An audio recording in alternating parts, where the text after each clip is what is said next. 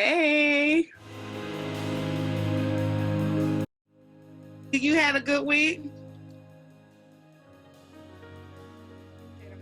So, Lord God, we just thank you, Father. We in your word, you say that when 2 or 3 are gathered, you are in the midst. And so we lay aside all of our cares and all of our weight, and we lay them at your feet, God. You know, once you really identify that it's all about priorities, just having that perspective of